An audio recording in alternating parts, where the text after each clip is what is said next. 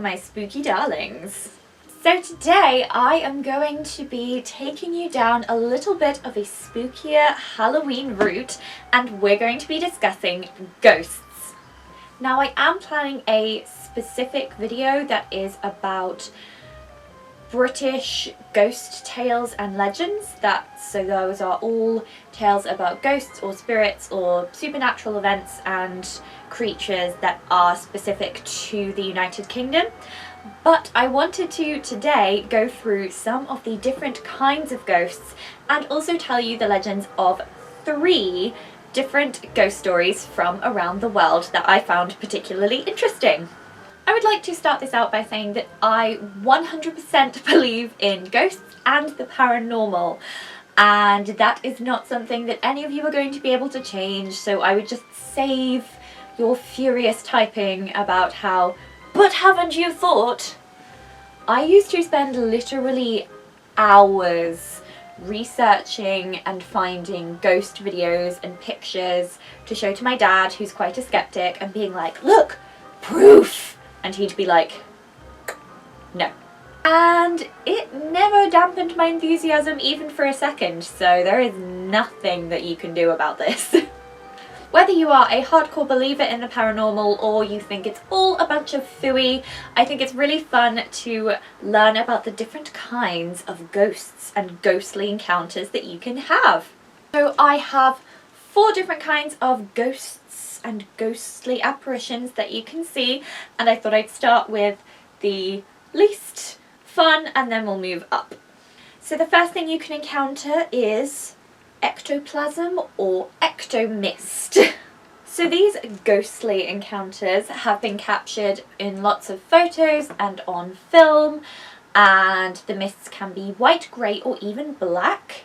They typically appear as a thick, dense fog that seems to float in a clump in the air. It can linger for a while, it can be fairly static, it can move around in interesting ways and directions. Sometimes ectoplasms can appear as a precursor to other activity like orbs or full-bodied apparitions, which we'll talk about in a second, or sometimes it will just appear and then disperse in a very mystical way. Lots of this ectoplasm or ectomist has been seen inside, in houses, in graveyards, battlefields, and different historical sites. I'm really not a fan of this because I think it's way too easy to just get a video of some mist, but I had to include it on the list. Moving up slightly, we have orbs. Orbs are the most common paranormal thing to appear in photos. They are little, as they sound, orbs, so small circular or spherical objects that appear in videos and photos most commonly. They appear as a transparent or translucent ball of light that hovers above the ground. Usually they are seen and they are quite a surprise to be found in certain photographs of certain places, as the photographer and witnesses in the area will say that there was nothing like that in the photo when it was being taken. They can be seen to float in the air, they can be seen to dance about or move at very high speeds and in very interesting and peculiar ways. Okay, now let's move to the fun stuff. So, of course, we have the most coveted, which is the full-bodied apparition. Now, this is exactly what it says on the tin. It's a complete human-looking appearance of what is evidently a person that is actually a ghost. I'm trying to think of a way to say that that's not, you know, full-bodied apparition. It's an apparition that is full-bodied. Based on reports, they can be either kind of blurry and slightly indistinct and quite fleeting, or they can be very, very clear and distinct, and you may not even realise that you are looking at a full-bodied apparition until typically it just completely disappears in front of your face. They can be semi-transparent or translucent, or they can be completely solid looking as if you could touch it. Sometimes they are seen in person and sometimes they are just caught on film where maybe you didn't see anything in person when you were actually at the site that you caught the picture of. They can be static or they can be seen in motion, sometimes walking around like a normal person or sometimes appearing to float slightly off the ground. The FBA is obviously the most coveted kind of paranormal experience for paranormal investigators or paranormal enthusiasts. My personal favourite, and actually one of the rarer ones, is the Poltergeist. Now, Poltergeist is German for noisy ghost, and it is the classic thing where if someone says that they've had a paranormal experience, it may well be that they've had experience with a poltergeist. I know quite a few friends who have had things like this happen before.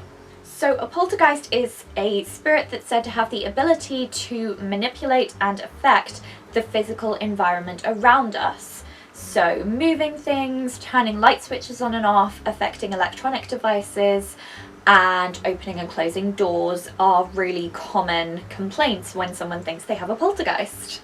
Common things are loud knocking sounds, lights turning on and off, doors slamming, and even mysterious fires breaking out. An aspect of the poltergeist that can be quite frightening for people who experience hauntings is that a lot of reports have things starting quite gradually and slowly and then escalating to be quite frightening and overwhelming. In a lot of cases, the activity will just stop, whether that is on its own without any explanation or because of intervention from some kind of outside source, so paranormal investigator, some kind of spiritual leader, so perhaps a Catholic priest, a Jewish rabbi, a high priestess, or some other figure like that. Or sometimes poltergeists have actually been known to cause harm to people and to be quite dangerous. I will leave a few links to those sorts of interactions in the comments below. So those are some of the different kinds of ghosts, but now we're going to move on to specific tales from around the world, and I picked 3 that I found personally to be the most interesting and kind of creepy. I'm going to put a warning at this point in the video. These are quite creepy and some of the origin stories of the ghosts are quite graphic. I will leave individual warnings as we go through each story, but just be known that there is obviously death, there is mutilation, there is some stuff that is a little bit gross and like not nice to think about. So if you're not a fan of that, then maybe consider clicking away from the video at this point. This is just supposed to be kind of light-hearted, spooky fun. I don't want to genuinely disturb anyone.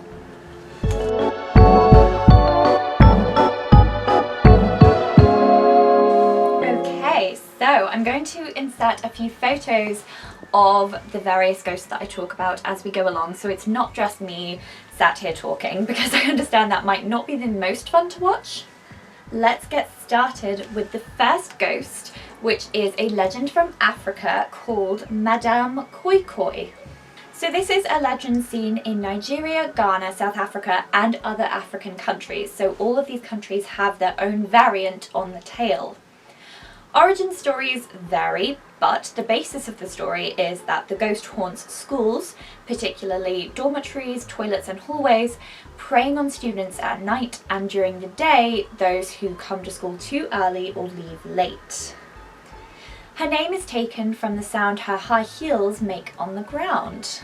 The general base of her story that doesn't seem to change is that there was a teacher described as stylish and always wearing red high-heeled shoes who is sadistic and cruel towards her students, so berating them verbally, flogging them, physically punishing them, and generally being quite nasty and cruel.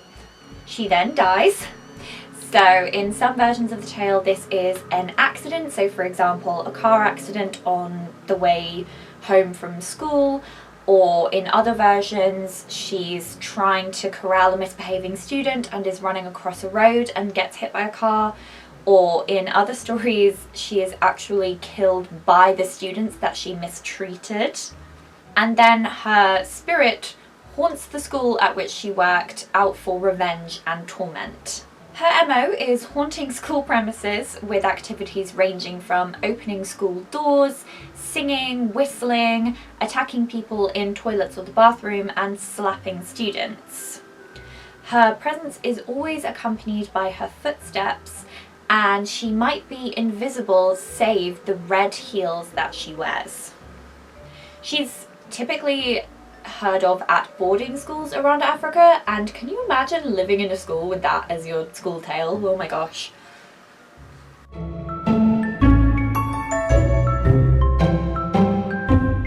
Okay, so now we are moving to Latin America, and please forgive my pronunciation, I'm going to try my best.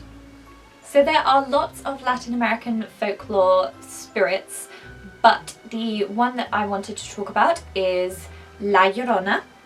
So translating to the weeping woman or the wailer, La Llorona is a spirit from Latin American folklore who roams waterfront areas mourning the children that she drowned. There are many different versions of her origin. In a typical version of the legend, a beautiful woman named Xochitl, that doesn't sound very Latina, that marries a rich ranchero or conquistador with whom she bears 2 children. One day, the woman sees her husband with another woman, and in a fit of blind rage, she drowns their children in a river, which she immediately regrets.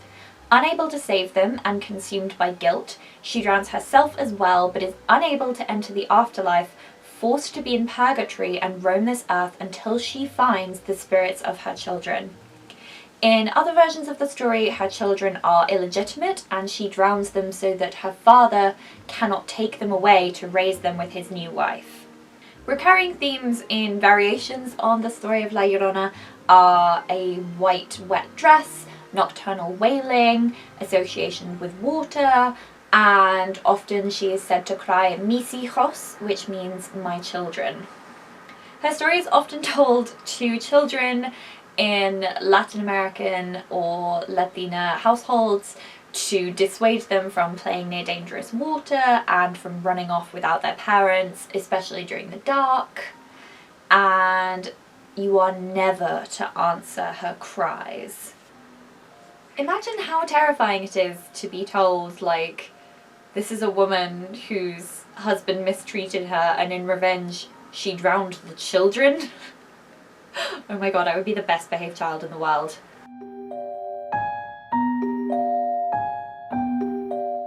The final story, we are moving to Asia, specifically Japan, and this is probably the most graphic story, so this is your warning now.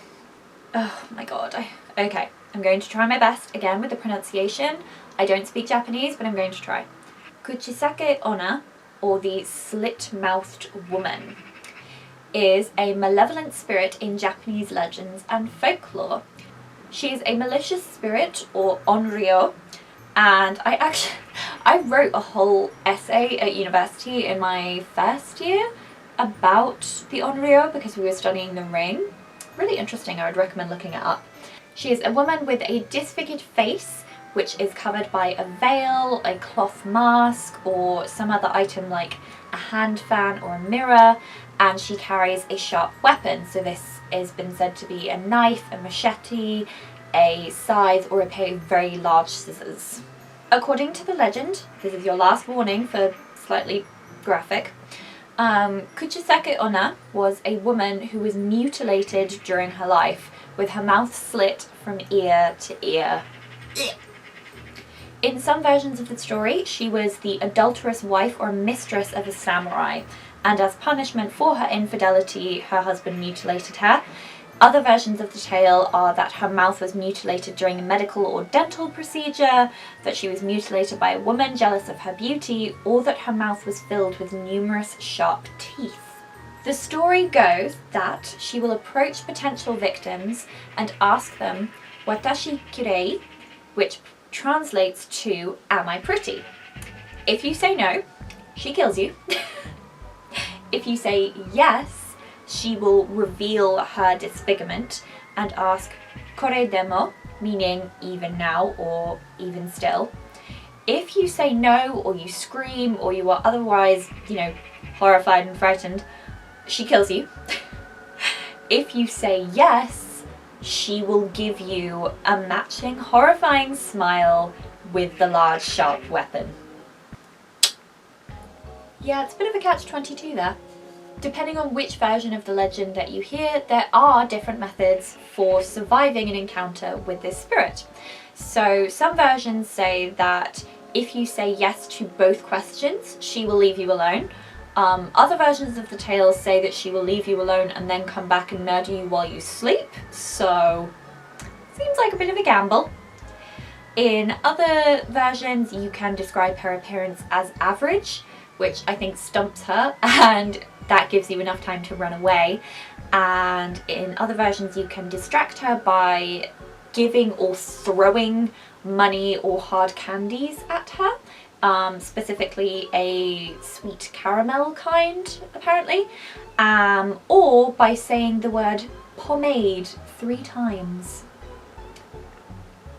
I've tried to find sources for why, and I can't. So if anyone knows, drop me a comment.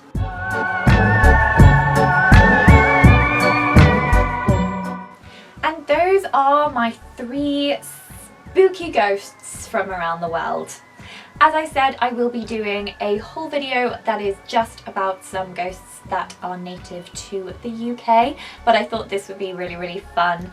And I really love the paranormal. I have a really soft spot for paranormal things, for ghost stories, for ghost encounters, for spirits and vampires and, you know, mythical crypto creatures, and yeah, I find it really fascinating, even though it scares the living poop out of me.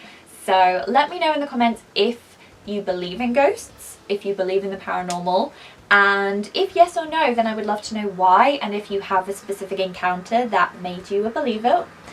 And also let me know which you thought the scariest of the 3 ghosts was, and if there are any extra stories that you think I should hear, leave them in the comments as well. I hope you are having a very spooky day, and I love you all so very much. Please do remember to have courage and be kind, and may all of your dreams come true, and I will see you in my next video.